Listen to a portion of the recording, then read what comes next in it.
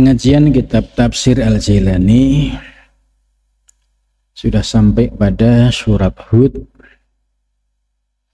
ayat 6 dan 7. A'udzu billahi minasyaitonir rajim. Bismillahirrahmanirrahim. Wa ma min dabbatin fil ardi illa 'ala Allahi rizquha wa ya'lamu mustaqarraha wa mustawda'aha kullun fi kitabim mubin. Wa huwa alladhi khalaqas samawati wal arda fi sittati ayyamin wa kana arshuhu 'alal ma' وَكَانَ أَرْسُهُ عَلَى الْمَاءِ لِيَبْلُوَكُمْ أَيُّكُمْ أَحْسَنُ عَمَلًا وَلَئِنْ قُلْتَ إِنَّكُمْ مَبْعُوثُونَ مِنْ بَعْدِ الْمَوْتِ لَيَقُولَنَّ الَّذِينَ كَفَرُوا إِنْ هَذَا إِلَّا سِحْرٌ مُبِينٌ. وَمَا مِنْ دَابَّةٍ Wa ma min dabatin, dan tidak ada dari hewan melata fil ardi, di muka bumi. Jadi apapun makhluk yang ada di muka bumi, ya apapun makhluk gitu ya, termasuk manusia, ya binatang, hewan, pohon-pohonan, dan seluruh yang ada di muka bumi ini, illa 'alallahi, kecuali atas Allah, rizquha, rizkinya, dabbah, rizkinya, ya semua makhluk yang ada di muka bumi. Ayat ini memiliki makna tauhid, yaitu mengesahkan Allah tentang hakikat yang memberikan rezeki. Dengan ayat ini ya, muncul pondasi tauhid di dalam diri kita, bahwa tidak ada hewan melata atau makhluk apapun yang ada di muka bumi ini illa 'alallahi rizquha, semua rizkinya telah dijamin oleh Allah Subhanahu wa ta'ala. Ini harus diyakini. Ini namanya tauhid, diyakini bahwa makhluk yang ada di alam semesta ini semua rezekinya sudah dijamin oleh Allah Subhanahu wa ta'ala. Ini i'tiqad, ini keyakinan. Kemudian kita kaitkan dengan kehidupan di tengah masyarakat kita. Ya, bagaimana sih cara Allah menurunkan rezeki, yang tadi sudah dijelaskan bahwa semua rezeki makhluk yang di alam semesta itu Allah yang menjaminnya. Ya, kita bisa melihat ya rezeki untuk diri kita. Misalnya, bagi yang berprofesi ya pegawai negeri sivil, ya memang ketetapan Allah dulu di zaman azali rezekinya melalui profesi itu. Yang rezekinya berdagang, ya maka Allah akan memberikan keahlian dia menjadi pedagang atau saudagar.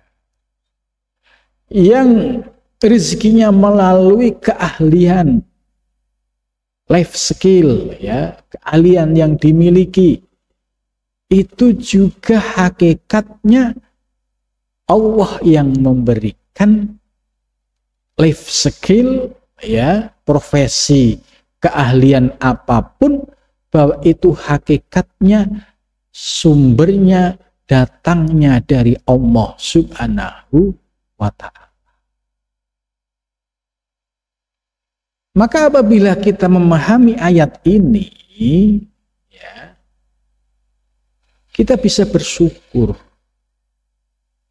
Misalnya profesi kita berdagang, alhamdulillah ya Allah, ya, ternyata Allah memberikan pengetahuan ilmu dagang yang akhirnya menjadi sumber rezeki.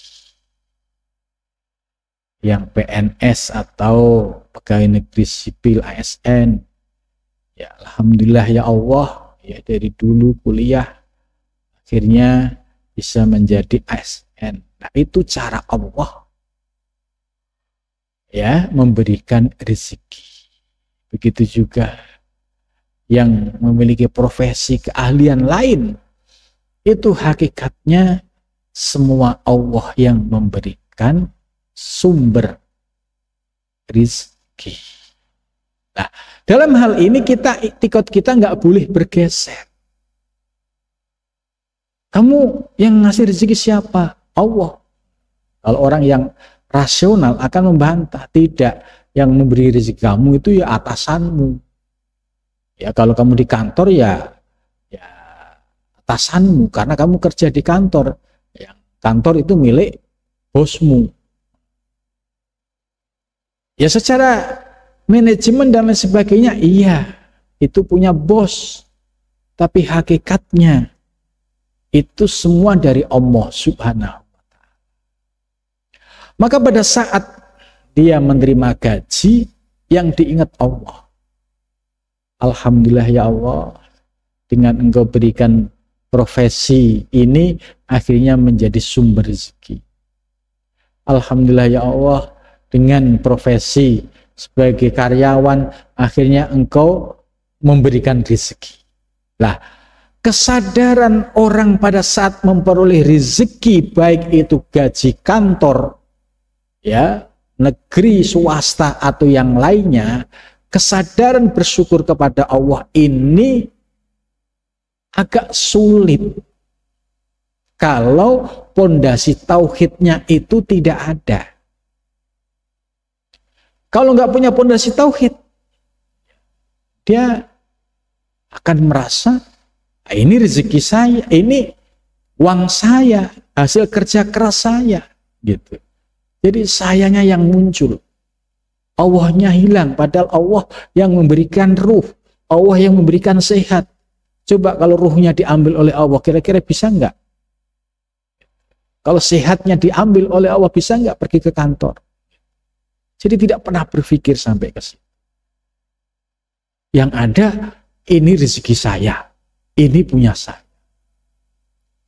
Maka dampaknya kalau orang yang tidak punya pondasi tauhid tadi mudah melalaikan Allah dan akhirnya kurang bersyukurnya.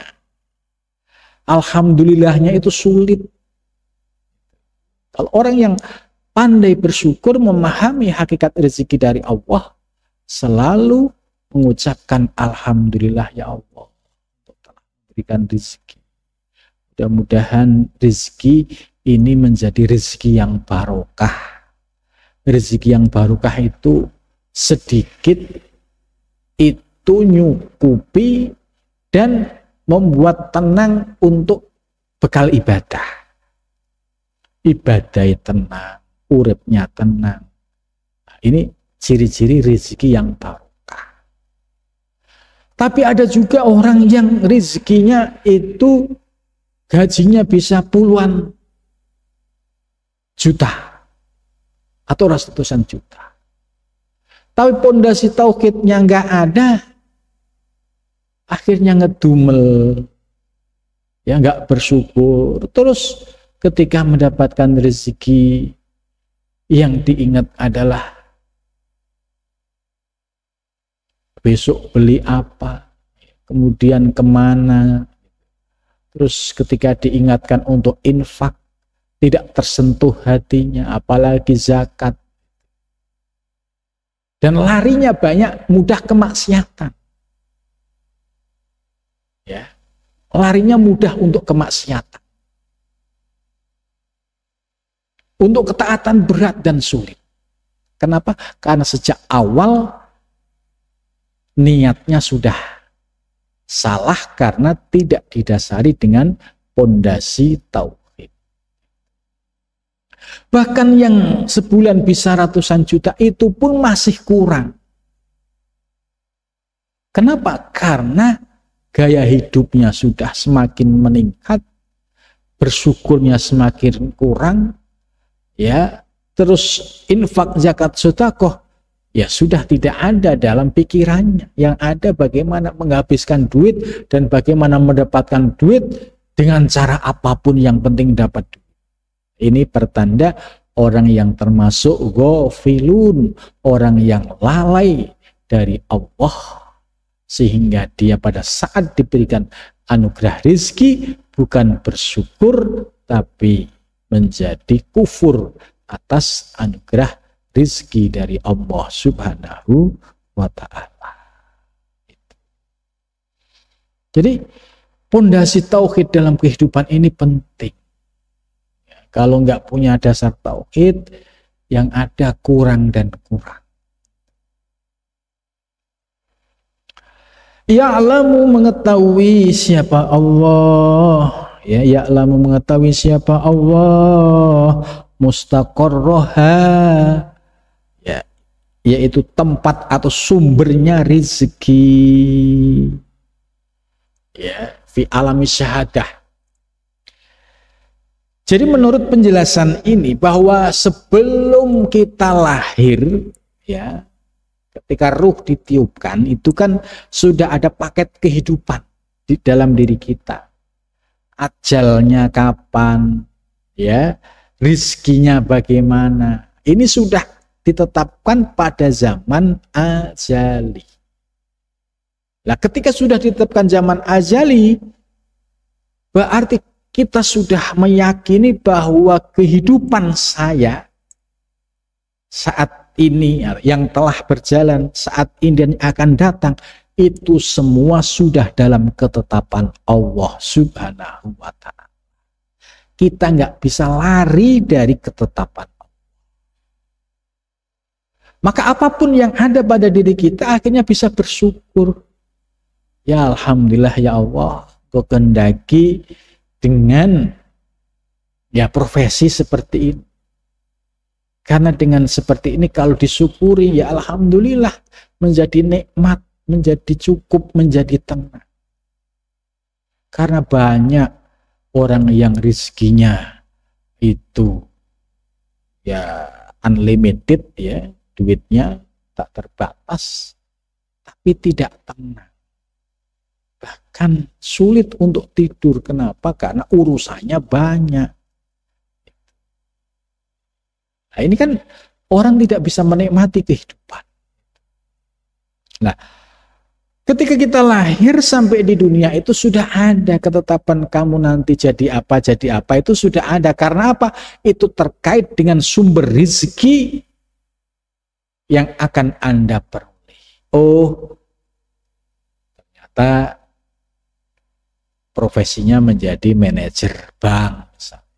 Oh, ternyata menjadi guru agama, menjadi dosen, menjadi apapun profesi itu mustaqarroha. Itu artinya Allah itu sudah menetapkan sumber-sumber itu sejak zaman sebelum kita ada, yaitu di Lauhil Mahfud itu sudah ditetapkan oleh Allah Subhanahu wa ta'ala. Wa mustaudah, dan tempat penyimpanannya. Artinya seorang bayi pun sudah dijamin rezekinya oleh Allah melalui siapa? Ya melalui kedua orang tuanya. Orang tuanya dari mana? Ya dia akan bergerak, ya berikhtiar, akhirnya mendapatkan sumber rezeki. Itu ya hakikatnya ya Allah yang memberikan rezeki kepada ya bayi atau siapapun. Ya jangankan bayi, hewan melata pun yang istilahnya hidup di sembarangan, itu pun juga punya rezeki.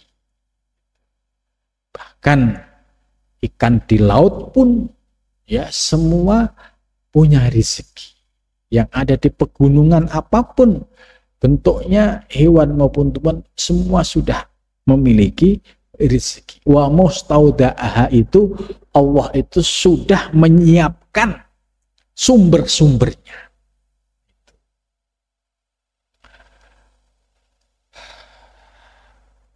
Kullun semuanya, ya, minal ahwal wal arwan ta'ir alaihi bihaisun.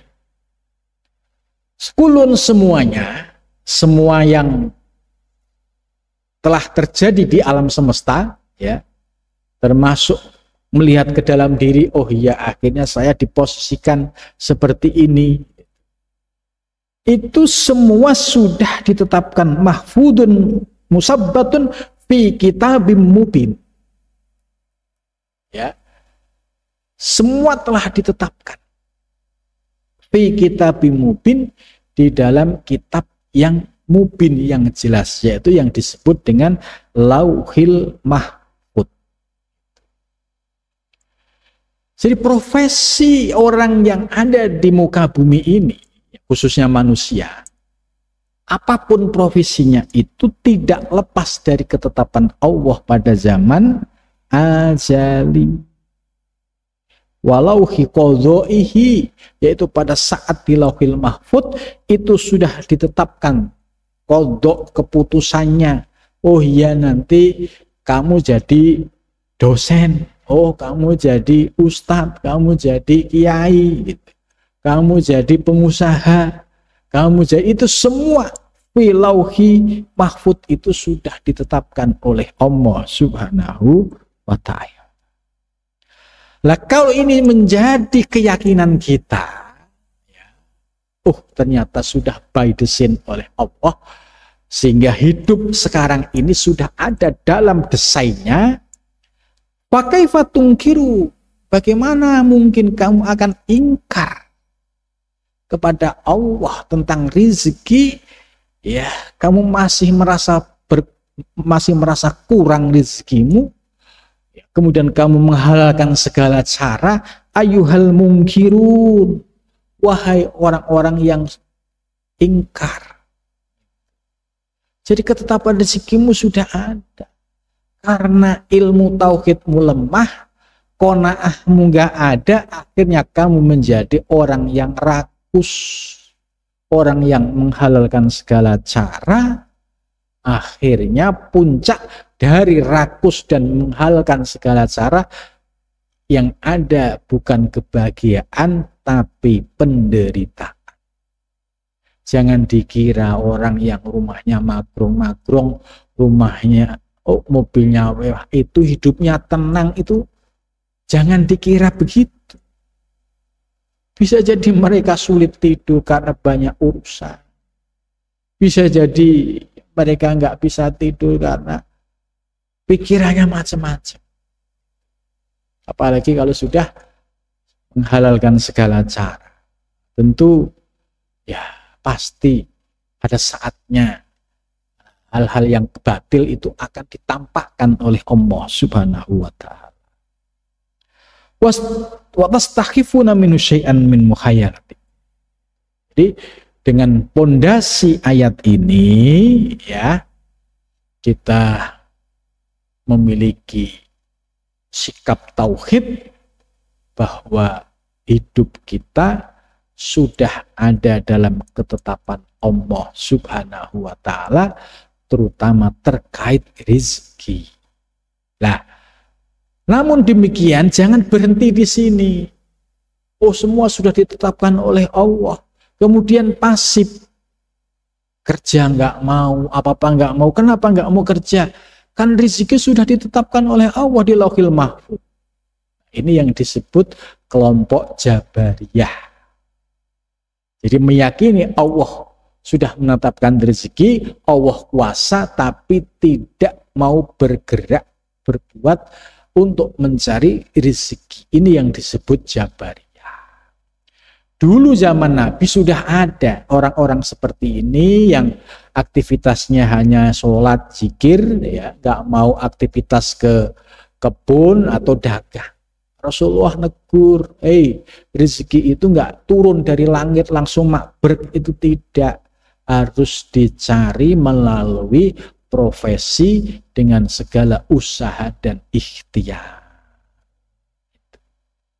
Nah, kalau dia paham ini, akhirnya bisa meyakini bahwa rezeki kita itu sudah diukur oleh Allah sesuai dengan sikap bijaknya Allah.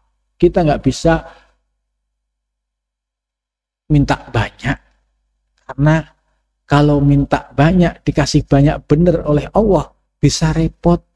Ya, contohnya sudah ada Qarun, ya, mintanya rezeki banyak yang melimpah, karena rakus, karena serakah, akhirnya tidak bisa bersyukur kepada Allah, boro-boro mampu mengembalikan Allah, ya, malah justru kufur, ya.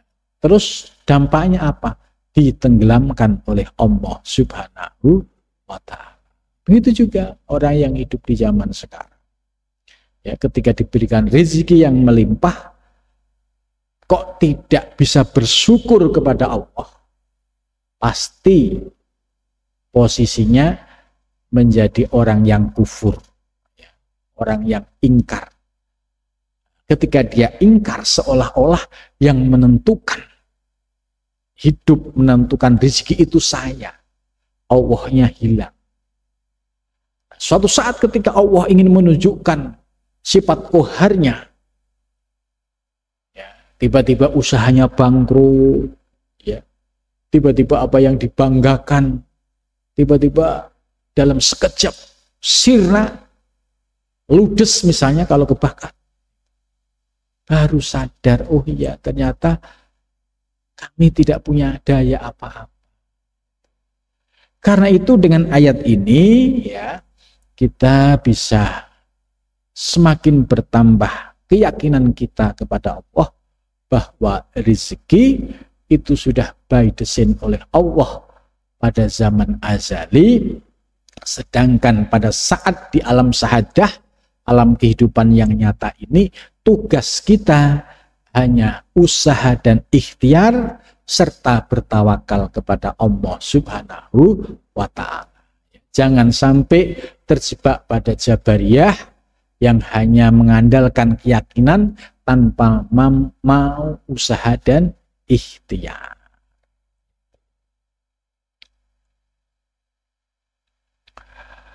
Jadi yang dimaksud fi kitabim mubin yaitu ketetapan Allah yang berada pada Lauhil Mahfud yang disebut dengan kitab, ya, artinya sudah ketetapan makhluk di muka bumi nanti itu sudah ketetapannya sudah selesai semua.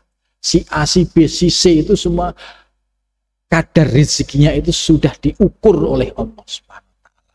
Nah, jika kita mengimani Al-Quran yang sudah menyampaikan seperti ini, kita cukup menerima apapun yang telah diberikan oleh Allah setelah kita usaha dan ikhtiar. Maka dengan demikian tauhid kita semakin kokoh, hati kita semakin tenang, tidak galau, tidak resah karena sudah meyakini bahwa hidup dan rezeki semua telah diatur oleh Allah Subhanahu wa Ta'ala. Akhirnya hatinya bisa qanaah, yaitu menerima apapun yang telah ditetapkan oleh Allah Subhanahu wa Ta'ala. Sampai di sini mudah-mudahan apa yang dijelaskan dalam tafsir Al-Jailani ini bisa menambah keimanan kita, ketauhidan kita tentang siapakah yang memberi rezeki di alam semesta ini. Maka jawabnya tidak ada lain kecuali Allah Subhanahu wa Ta'ala.